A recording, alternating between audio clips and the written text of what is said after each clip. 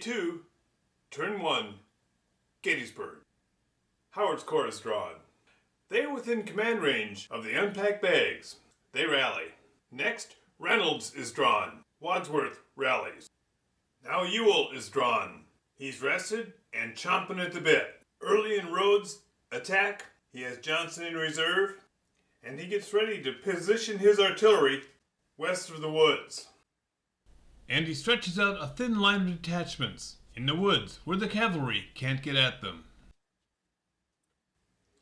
Lee finishes his coffee and moves out behind Cemetery Hill as Longstreet moves into position.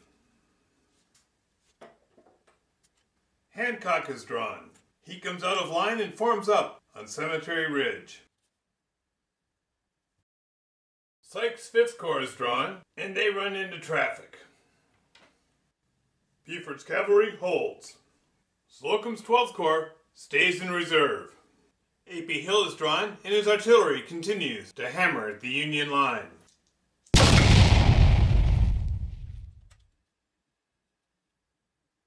One hit. Raleigh's division takes some damage. He moves Anderson's division to his right flank.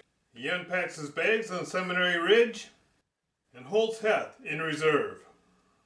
Sickles' 3rd Corps is drawn, and he dresses his line. The Union artillery feeds into the line.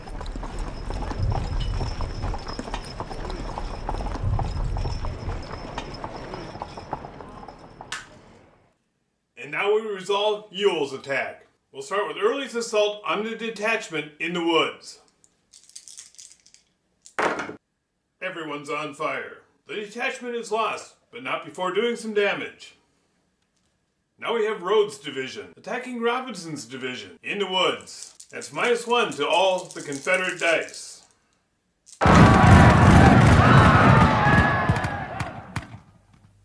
This 4 does not count. The Union 4s do. 2 hits and 2 hits. Mid-morning on day 2. Now this is very tense because these bags are exposed on this side to Ewell's Corps. Will they get protected in time? Let us see. 9th Corps. 9th Corps cannot get over there in time. This is a situation where if I were playing another opponent and we were using the alter turn order rule, Reynolds would be rolling to move first so he can protect the bags. And in fact, even Slocum's Corps could protect the bags. And of course, Early could get at the bags if he could make his roll. It would come down to die rolls at this point. Instead, it comes down to chit draws. 12th Corps. Actually, they cannot make it all the way. They're going to try to do what they can. Oh, Ewell is drawn next. He's here. Early's in command. He's contacted the bags. To complete the deal, there is Ewell's complete move. The South is breaking through in the center. They've contacted the bags and the North routes. Mid-morning, day 2, Robert E. Lee has won Gettysburg. Good game. Now just hold on a second. As I was editing this video, I realized I did something not necessarily wrong, not the way it had to be done. I was measuring as if they were wheeling from the center, which they can do, but they can also wheel from the end. Wheeling from the end, they could easily make it.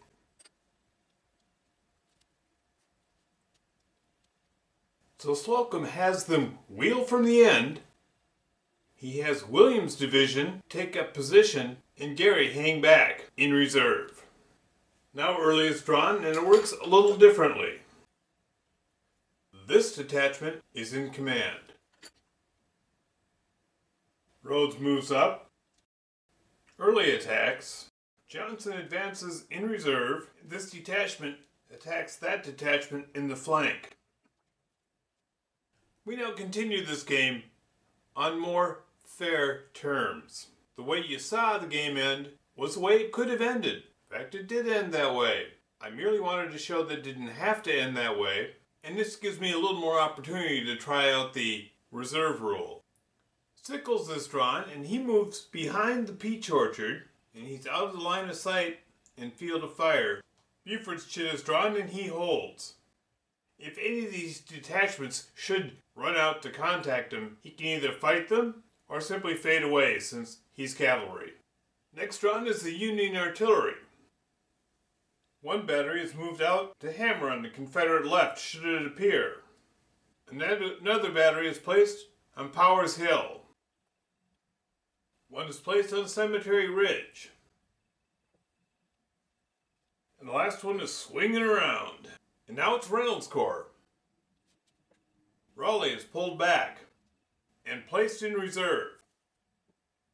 Robinson turns to face. And make sure to allow space if anyone needs to retreat through. Sykes' Corps races up the Baltimore Pike and comes out of column. Hancock's Corps. Hancock is here, his corps is here, they are in command. Gibbon's division charges a Confederate line.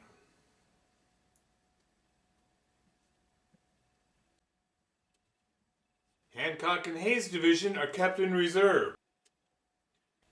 When you're measuring for whether or not a unit is within range of the reserve, you measure from the HQ that has them in reserve and is adjacent to them. And it has to be able to reach a block that is in contact with the enemy.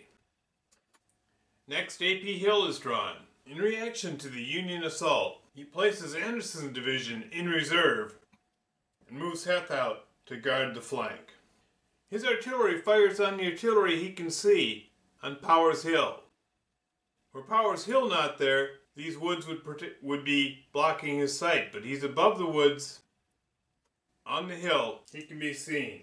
And like an old-time ragwagon duel, he can rake them. They get pulled off the hill in rapid confusion, and Raleigh's division is pushed ahead of them. And Longstreet is drawn. He moves his men into reserve, behind the main attack on the bags. And the rest of his corps moves forward. We have combat. We'll start with this flanked detachment. They're scurried off. Next is going to be the drive on the bags. Union forces are in cover. Confederate forces attack at -1. The spent block is lost. Next round, Longstreet commits Hood's Texans. This time there is one Union hit. Robinson's division is earning some medals today.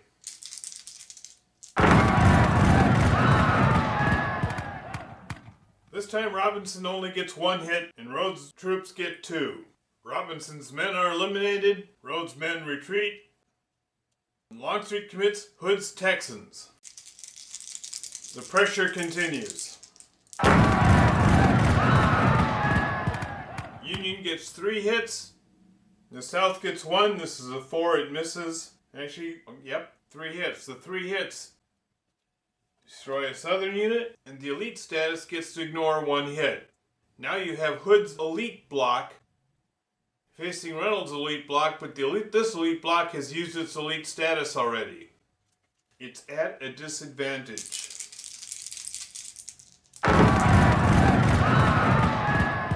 Union gets 2 hits, Confederacy gets 1 hit. 1 hit the Union block cannot absorb.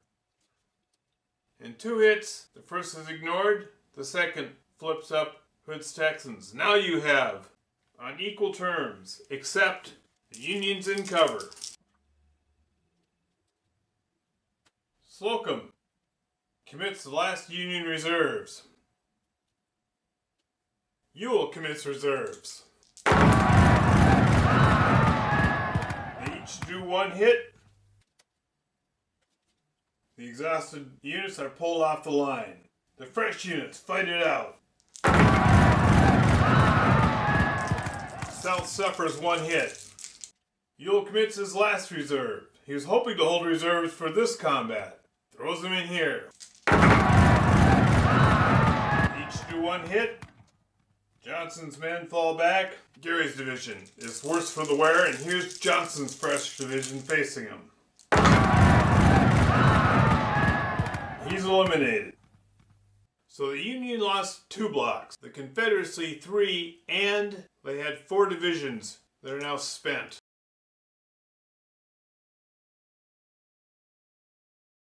He's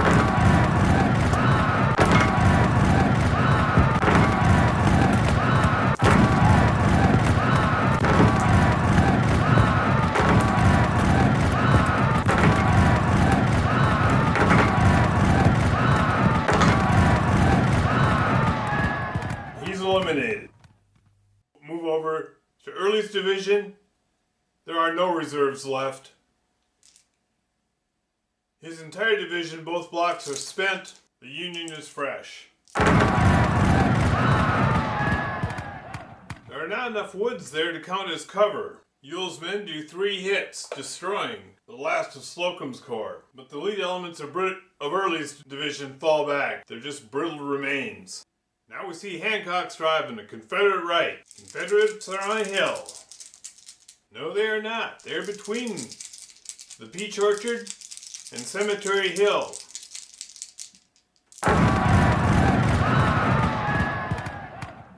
Hancock's men are driven back. Napi Hill takes severe losses. Now that has been a very bloody mid-morning. These Beigs are exposed. Both Ewell and Longstreet have units that can contact them if they're drawn first. Longstreet is drawn. Hood's Texans rally and race back into the fray. Contacting the Beigs, now Lee has won Gettysburg. It just took him a little longer. Phew, that was pretty intense. And let me tell you, that was a very good game. I really like the way the reserve rule feels. If Sykes had been drawn first, if there were 2 players and the Union was rolling and Sykes made the roll, he could have protected the Beigs. And he has fresh troops. All these spent blocks would have a tough time. And in the meantime, Howard can slam in from the flank with his entire corps. If Longstreet had not been able to organize his troops first and get men back up to the top of the hill, this battle would still be going on.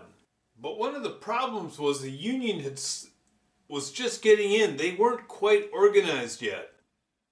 Lee had an entire evening to organize his command. They were able to attack with reserves in place, and the Union just was not able to match them. Cool.